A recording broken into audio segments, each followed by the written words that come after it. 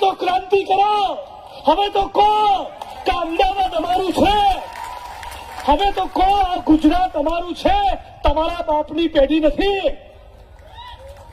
સૌરાષ્ટ્ર ઉત્તર ગુજરાત ને ચરોતરના ખૂણે ખૂણેથી 1930માં ને 40માં ને 50માં ને 60માં લોકો અહીંયા ઠલવાયા, ત્યારે અમદાવાદ શહેર બેઠું થયું, ત્યારે આ સુરત ને વડોદરા ને રાજકોટ તૈયાર થયા, બીજા કોઈ ગ્રહ ઉપરથી આવેલા નથી. તો શહેર આપણું, પરસેવો આપણો, ઈટોના ભઠ્ઠામાં આપણે, ચણતર પ્લાસ્ટરની સાઇટ ઉપર આપણે, કેમિકલની ફેક્ટરીઓમાં આપણે, આશા વર્કર બેન આપણી બેન, આંગણવાડીમાં આપણે, જીઆરસીએફના જવાન આપણે, સફાઈ કામદાર આપણે, ઉદ્યોગપતિઓને ત્યાં મજૂરી કરવાના આપણે, એલઆરડીના જવાનો, કોન્સ્ટેબલો આપણે, પંચાયતના પટાવાળા આપણે, આખું ગુજરાત આપણું. અને સાલાઓ બુલડોઝર ફેરવે. એસસી, એસટી, ઓબીસી, માઇનોરિટી, કિસાન, મજદૂર, કોન્ટ્રાક્ટ સિસ્ટમનો ભોગ બનેલા કર્મચારીઓ, આ બધા એક સુરે થાવ તો આખું ગુજરાત આપણું છે. 85-90% આપણે, અને રાજ કરે આના 15% લૂંટેરાઓ. આ ભગતસિંહનો દેશ છે. બે જાગો, ડોક્ટર બાબા સાહેબ આંબેડકરના સિપાહીઓ જાગો, ક્રાંતિ કરો. છાતી પર, પીઠ પર ગોળીને દંડો ખાવાની તૈયારી પેદા કરો. આવનારી પેઢી તમને યાદ કરશે. નહીં તો પેલો રોતડો આવશે કે મારી માને ગાળો બોલી. હારા નાટકીયા હે, ભારત ભૂમિના ચોર નંબર 1 હે. અમારી મા બહેનની કાળી મજૂરીની કમાઈનું બનેલું એક રૂમનું રસોડું તોડીને અમને ધૂળ ને ઢેફા ભેગા કરવા છે, અને અપમાન તારી માનું થાય છે. અમારી માની અપમાન નથી હે. એક નંબરનું આ ખેલાડુ ધતિંગબાદ નાટકીઓ આપણને મળ્યો છે, અને હવે તો છૂટો, આના ટોર્ચરમાંથી હવે તો મુક્ત થાવ. 75 થઈ ગયા, જા ભાઈ તું રિટાયર્ડ, હવે બહુ થયું.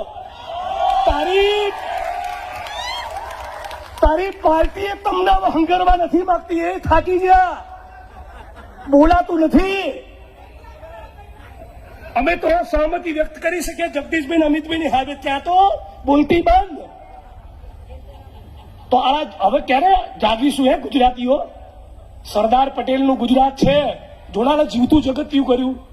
હું જાતે ને જાતે મારું સ્ટેચ્યુ બનાવું.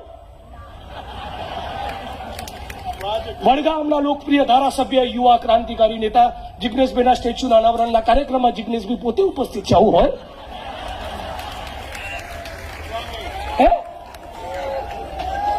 સરદાર વલ્લભભાઈ પટેલનું નામ કાઢીને પોતાનું લગાડ્યું, વાળા હદ છે યાર.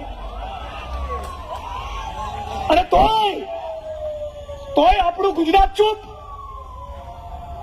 પટેલ સમાજને આ મંચ ઉપરથી બહુ પ્રેમના આદર સાથે સોનલબેનની ઉપસ્થિતિમાં ફરી એકવાર કહું છું કે મા કસમ, ડોક્ટર ભીમરાવ બાબા સાહેબ આંબેડકરનું નામ ભૂસ્યું હોય ને, દલિતો ફાડી નાખે.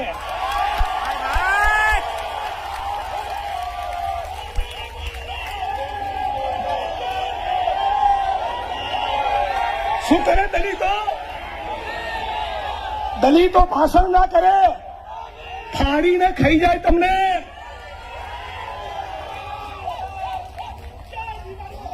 તો આ મુદ્દે તમે જે ચાર્જ થયા, એવા ઈસનપુરના ઘર બચાવવા માટે ટાઈટ થવાનું છે.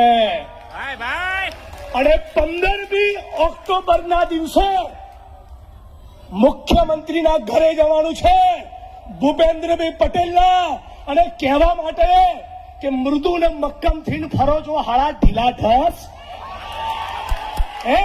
શેના મૃદુ ને મક્કમ થઈને ફરો છો? પત્તર ઠોકી કાઢી અમારી. અને 400નો બાટલો 1200માં આપો છો. પેટ્રોલ મોંઘું, ઘાસ તેલ મોંઘું, ડીઝલ મોંઘું, ભાડા મોંઘા, શિક્ષણ મોંઘું, આરોગ્ય મોંઘું. મજૂરોને નીચોવી નાખ્યા, નીચોવી. હમણાં ફેક્ટરી એક્ટમાં, કારખાના ધારામાં સુધારો લાયા. શું કર્યું?